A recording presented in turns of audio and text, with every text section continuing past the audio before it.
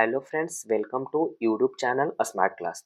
तो दोस्तों, आज हम लोग हिंदी व्याकरण के टॉपिक को स्टार्ट करने वाले हैं, जो कि बिल्कुल शुरुआती दौर पे जो भी बच्चे अभी हिंदी व्याकरण में 0% अगर जानते हैं तो वो 100% की तैयारी इस चैनल पे आकर के हिंदी व्याकरण का कर सकते हैं। क्योंकि आज से हम प्रतिदिन हिंदी व्याकरण का आप लोग का वीडियो जो है प्रोवाइड करते रहेंगे। बिल्कुल हूँ शुरू से एकदम शुरू से जो भी टॉपिक कवर कराया जाएगा आप लोग को ध्यानपूर्वक पूरा वीडियो को देख लेना है, और लास्ट में इसके जितने भी ऑब्जेक्टिव बेस्ड क्वेश्चन होंगे लास्ट में ऑब्जेक्टिव क्वेश्चन को भी करवाया जाएगा। तो आप लोग बिल्कुल टेंशन मत लीजिए, हिंदी व्याकरण का झंझट ही आप लोग को दिमाग से खत्म कर दिया जाएगा और पूरा क्वेश्चन हूबहू आप लोग को एग्जाम में भी मिलेंगे। तो आप लोग लास्ट तक वीडियो में बने रहिएगा। तो चलिए, हिंदी व्याकरण में सबसे पहले हम लोग जानेंगे भाषा के बारे में। क्योंकि कोई भी सब्जेक्ट को पढ़ने के लिए पहले भाषा की ज़रूरत होती है, तो पहले भाषा के बारे में जानेंगे। तो यहाँ पे पार्ट बाय पार्ट आप लोग का आते रहेगा। जब भी वीडियो अपलोड हो आप लोग वीडियो को जरूर देखिए, और हो सके तो आप लोग नोट्स भी बना सकते हैं। अन्यथा अगर आप लोग को पीडीएफ चाहिए तो आप लोग कमेंट जरूर करिएगा, फिर हम नीचे डिस्क्रिप्शन बॉक्स में इसका पीडीएफ भी जरूर डालने की कोशिश कर देंगे। तो चलिए भाषा को देखते हैं। भाषा किसे कहते हैं? जिसके द्वारा मनुष्य अपने विचारों को बोलकर और लिखकर व्यक्त करता है। या तो वो व्यक्ति बोल करके व्यक्त करे या तो वो लिख करके व्यक्त करे, तो इसी प्रक्रिया को हम लोग भाषा कहते हैं। ठीक है, या तो वो बोलेगा या तो वो लिख करके किसी को समझाएगा। भाषा जो होता है मित्र, भाषा संस्कृत के भाष शब्द से बना है। भाष शब्द से बना है, और भाष का अर्थ होता है बोलना। इसका मतलब भी होता है बोलना। इसका मतलब भाषा जो बोलना है आप बोल के भी कवर कर सकते हैं। तो यहाँ पे कुछ कुछ पॉइंट है, इस पॉइंट को आप लोग जरूर देखिएगा।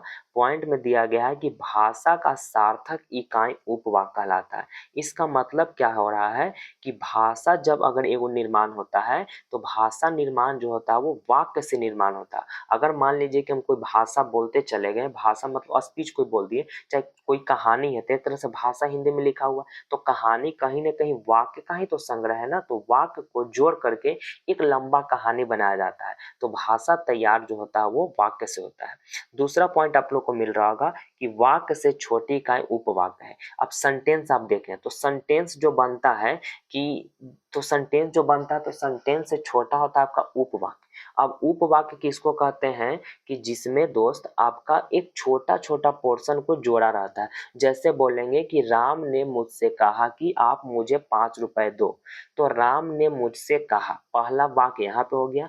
5 रुपए दो, दूसरा वाक्य हो गया। और वही दोनों को जोड़ करके एक बड़ा सा तैयार कर दिया, तो यहाँ पे बन गया आपका वाक्य। ठीक है, वह मुझसे कलम मांगता है लेकिन मैंने उसे कलम नहीं दिया। एक तरह से वाक्य बन गया। तो वह मुझसे कलम मांगा, पहला वाक्य हो गया उपवाक्य, और मैंने उसे नहीं दिया, ये दूसरा उपवाक्य। और यही उपवाक्य जोड़ करके आपका एक नया वाक्य बना देता है।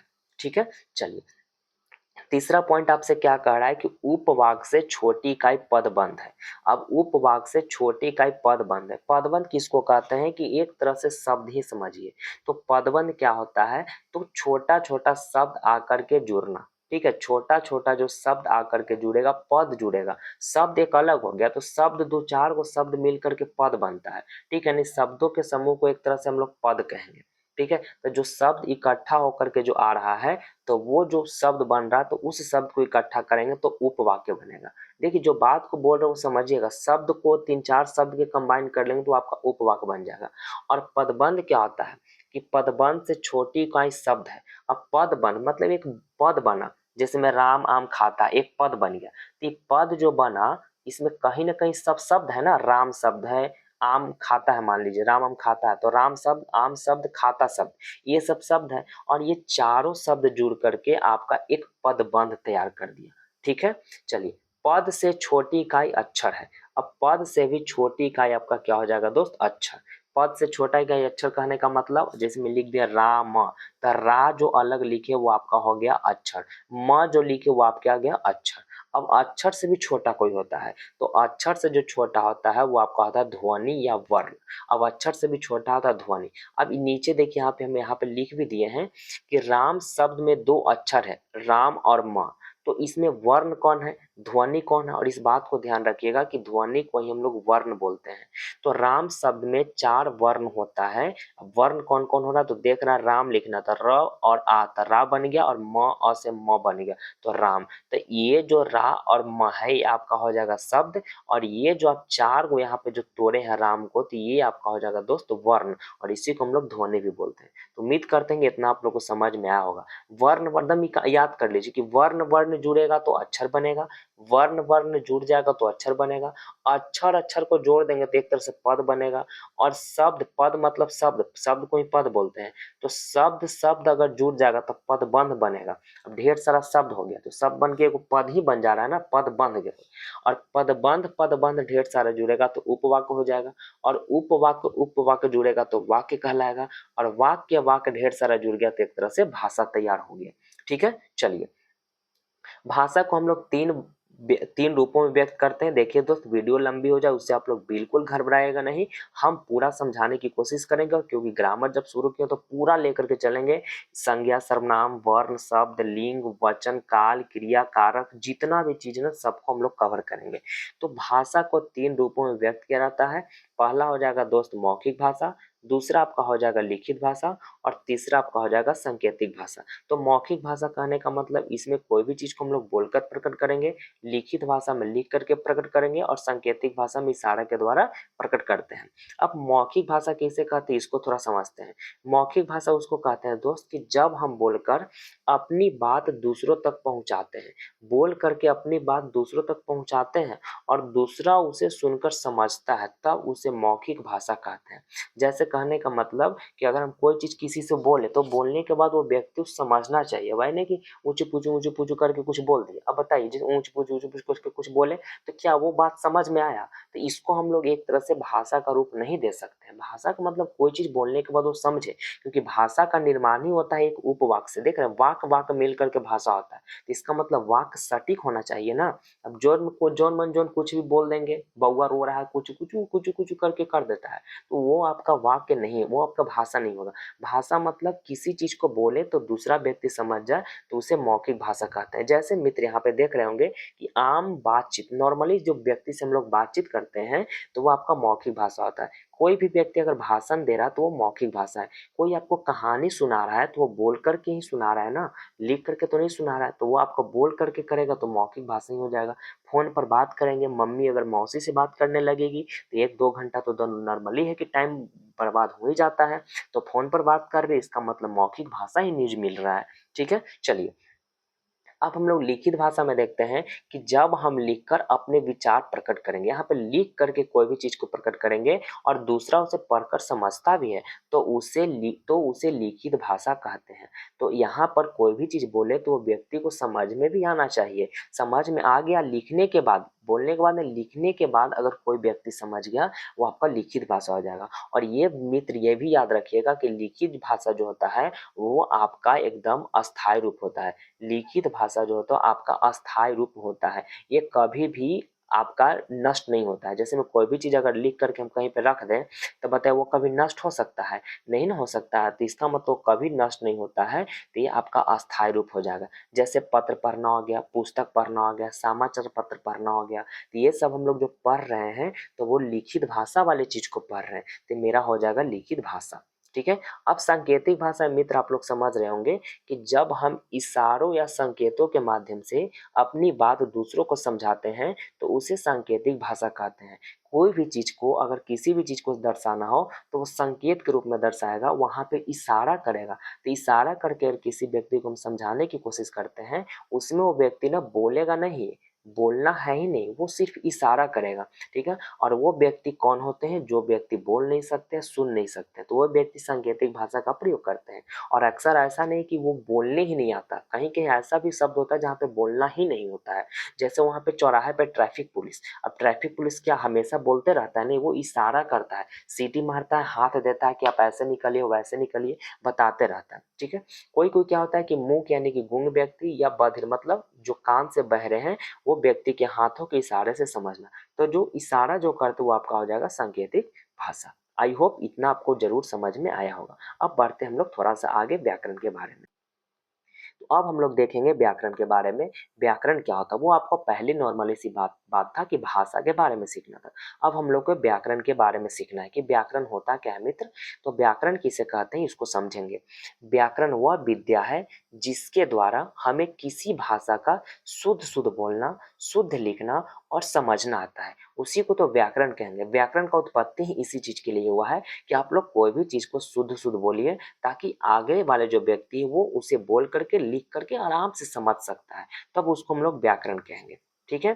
अब जैसे में व्याकरण को आप लोग को पता होना चाहिए कि व्याकरण का दूसरा नाम आपका शब्दानुशासन भी होता है, यानी व्याकरण को हम लोग शब्दानुशासन भी कहते हैं। और हिंदी व्याकरण के जनक आमतौर पर जो बताया गया है, तो हिंदी व्याकरण के जनक जो है वो आपको श्री दामोदर गुप्त जी को बताया गया, यानी दामोदर पंडित को बताया गया है। और दामोदर पंडित को हिंदी व्याकरण के जनक भी कहते हैं। अब चलते हैं हम लोग आगे, भाषा और उनकी लिपियों का विवरण। तो भाषा और उनकी लिपियों का विवरण, कौन से राज्य में कौन सा भाषा प्रयोग होता है, कौन सा लिपि प्रयोग होता है, उस लिपि को हम लोग समझेंगे। तो पहले इस भाषा यानी लिपि को समझने से पहले हम लोग लिपि के बारे में समझेंगे कि आखिर लिपि क्या होता है। तो दोस्त आप लोग लिपि देख रहे होंगे कि लिपि क्या होता है। लिपि जो होता है वो भाषा की उच्चारित ध्वनियों को जिन ध्वनियों में, जिन चिन्हों द्वारा व्यक्त किया जाता है, उसे लिपि कहते हैं। जैसे भाषा की जो भी उच्चारित ध्वनि है, भाषा के जो उच्चारित वर्ण है, उसको जिन लिखित चिन्ह द्वारा, वहां पे चिन्ह द्वारा व्यक्त करते हैं, उसी को हम लोग लिपि कहते हैं। जैसे यहाँ पे लिपि आप लोग देख रहे होंगे कि देवनागरी लिपि है, रोमन लिपि है, गुरुमुखी है। तो ये सब कहाँ का लिपि, इस बात को हम लोग समझेंगे। और ये एग्जाम में प्रश्न यहाँ से आप लोग को जरूर देखने को मिलते हैं। तो यहाँ पर देख रहे होंगे कि हिंदी, हिंदी, संस्कृत, मराठी, नेपाली, कोंकणी, भोजपुरी, बोडो, मैथिली, ये सब जो भाषा है, इस भाषा को दोस्त हम लोग देवनागरी लिपि में प्रकट करते हैं। तो आप लोग सिर्फ और सिर्फ जानते होंगे कि हिंदी भाषा को देवनागरी में लिखते हैं और संस्कृत भाषा को देवनागरी में लिखते हैं, लेकिन दोस्त इसके साथ साथ मराठी, नेपाली, कोंकणी, भोजपुरी, बोडो, मैथिली भाषा को भी हम लोग देवनागरी लिपि में लिखते हैं। दूसरा आप लोग देख रहे होंगे कि अंग्रेजी भाषा, तो अंग्रेजी भाषा को मित्र हम लोग रोमन रोमन लिपि में लिखते हैं। इस बात को आप लोग जरूर याद रखिएगा। इंग्लिश को हम लोग यानी अंग्रेजी को रोमन लिपि में, पंजाबी को गुरुमुखी में। ये बहुत इंपॉर्टेंट है, ये प्रश्न आपका बहुत इंपॉर्टेंट होता है, तो याद रखिएगा। यहाँ नॉर्मली से 6 भाषा ही यानी 6 भाषा का ही हम लोग यहाँ पे चर्चा किए हैं, और इतना ही से प्रश्न आप लोग को देखने को मिलते हैं। उर्दू जो होता है, उर्दू आपका फारसी, अरबी, या इसी को हम लोग नस्तलिक भी कहते हैं, यानी नस्तलिक लिपि भी इसको कहते हैं। गुजराती जो होता है वो गुजराती लिपि में ही लिखाता है। और फ्रेंच, जर्मन, स्पेनिश, देखिए फ्रेंच, जर्मन, स्पेनिश भी वो आपका रोमन लिपि में लिखा जाता है। तो रोमन लिपि में इतना भाषा को लिखते हैं। चलिए थोड़ा सा और है, इसको हम लोग समझ जाते हैं। हिंदी व्याकरण के मुख्य रूप से आपका दोस्त 3 अंग होता है। इसी 3 अंग में हम लोग का हिंदी व्याकरण पूरा समाहित है। तो चलिए सबसे पहले देखते हैं कि आखिर वर्ण विचार क्या होता है। तो वर्ण विचार के बारे में हम लोग समझने की कोशिश करेंगे। तो वर्ण विचार में क्या क्या पढ़ना, बस ये समझना, बाकी आप लोग को टॉपिक बाय टॉपिक चैप्टर आप लोग को करवाया जाएगा। आप लोग पूर्णतः वीडियो को जरूर देखिएगा। और दोस्त वीडियो अगर अच्छी लग रही होगी तो वीडियो को जरूर लाइक कर दीजिएगा। और चैनल पे अगर पहली बार आए होंगे तो प्लीज चैनल को सब्सक्राइब भी जरूर कर लीजिएगा।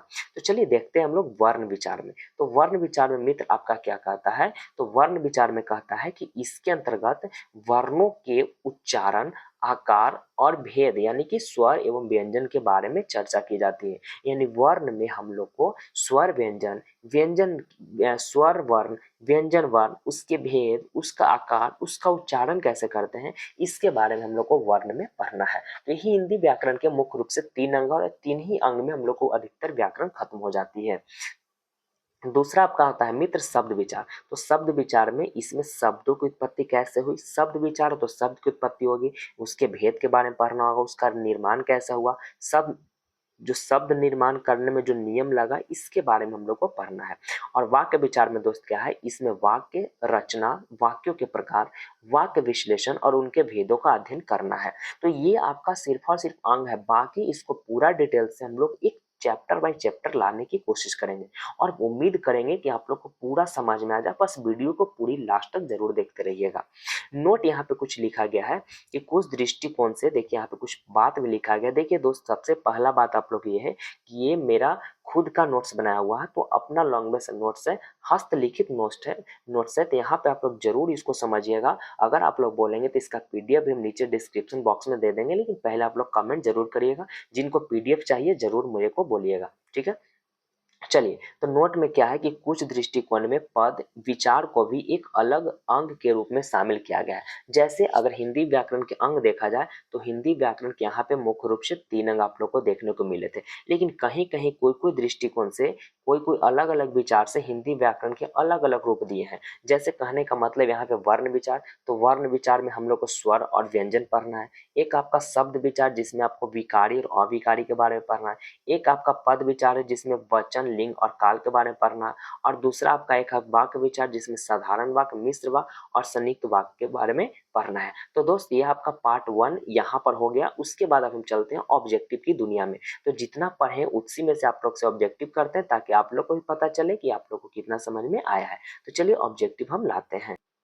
चलिए, तो पहला ऑब्जेक्टिव आपके सामने इस प्रकार से रहा, हिंदी व्याकरण के जनक किसे माना जाता है। तो आप लोग बता सकते हैं, जितने भी बच्चे अगर वीडियो देखे होंगे शुरू से लास्ट तक तो जरूर ही प्रश्न का जवाब देने की कोशिश करेंगे। तो हिंदी व्याकरण के जनक किसे कहते हैं, तो दोस्त आपका हो जाएगा श्री दामोदर पंडित। ऑप्शन नंबर सी बिल्कुल सही होगा। सेकेंड नंबर प्रश्न क्या कह रहा है, व्याकरण का दूसरा नाम क्या है। तो व्याकरण का एक और नाम क्या होता है दोस्त, तो वो आपका होता है शब्दानुशासन, यानी ऑप्शन नंबर बी बिल्कुल करेक्ट होगा। चलते हैं क्वेश्चन नंबर थर्ड में, पंजाबी भाषा को लिखने के लिए किस लिपि का प्रयोग करते हैं। तो पंजाबी भाषा लिखने के लिए हम लोग गुरुमुखी भाषा का प्रयोग करते हैं। आप लोग जरूर, यहाँ पे 10 क्वेश्चन है, 10 क्वेश्चन को भी अटेम्प्ट करके देखिएगा कितना प्रश्न आप लोग से बनता है। ठीक है, चलते हैं। भाषा की सबसे छोटी इकाई क्या होती है, तो भाषा की सबसे छोटी इकाई आपका वर्ण कहलाता है, यानी ऑप्शन नंबर डी बिल्कुल सही है दोस्त। और आप लोग को एक और बात बताना चाहते हैं कि अगले वीडियो में हम लोग वर्ण के बारे में लेकर के आ जाएंगे। ये आपका सिर्फ और सिर्फ भाषा और उससे संबंधित व्याकरण के बारे में पढ़े थे। हम लोग अगले बार में आएंगे तो हम लोग उसमें वर्ण से रिलेटेड वर्ण के टॉपिक को लेकर के आ जाएंगे। ठीक है, चलिए। पांचवा है, राम शब्द में कुल कितने वर्ण है। तो वर्ण आपसे पूछ रहा है ना मित्र, तो राम शब्द में कितने वर्ण हो जाएंगे, 4 वर्ण आप लोग को बताया गया था। राम, तो र प्लस आ, तो ई हो गया रा सिर्फ, ठीक है, प्लस म प्लस अ, तो ये हो गया राम। ठीक है, तो राम में वर्ण पूछा, अक्षर पूछता तो 2 हो जाता, रा प्लस म, लेकिन वर्ण पूछा तो इसमें 4 हो जाएगा, यानी ऑप्शन नंबर डी बिल्कुल सही होगा। वीडियो अगर पूरा जो बच्चे देख होंगे उनको तो बिल्कुल भी दिक्कत नहीं हो रही होगी। चलिए क्वेश्चन नंबर चलते हैं 6, व्याकरण के किस अंग के अंतर्गत संधि और समास जैसे शब्द निर्माण के नियमों का अध्ययन होता है। तो छठा का बिल्कुल आंसर आपका ऑप्शन नंबर डी हो जाएगा, शब्द विचार। ठीक है, चलिए सतमा चलते हैं, इनमें कौन सी भाषा देवनागरी लिपि में नहीं लिखी जाती है। आपसे नहीं पूछ रहा, क्वेश्चन को ध्यान से देखिएगा। देवनागरी में कौन नहीं लिखा जाता है दोस्त, तो मराठी आपका देवनागरी में लिखाता है, अंग्रेजी जो है वो देवनागरी में नहीं, अंग्रेजी आपका रोमन भाषा में लिखाता है। ठीक है, बाकी तीनों जो है आपका देवनागरी में लिखाता है। ठीक है, देवनागरी में लिखाएगा। चलिए क्वेश्चन नंबर चलते हैं 8 की ओर। 8वां प्रश्न है, भाषा का वह रूप जो अस्थाई होता है। बताइए, हम बताए थे कि जो अस्थाई होता है वो आपका लिखित भाषा होता है, क्योंकि लिखित भाषा को हम लोग जब चाहे जब तक उसको स्थगित यानी रख सकते हैं। ठीक है, तो भाषा का जो अस्थाई जो रूप होता है वो आपका लिखित भाषा होता है, इसको जरूर आप लोग ध्यान में रखेंगे। चलते हैं प्रश्न नंबर 9 की ओर।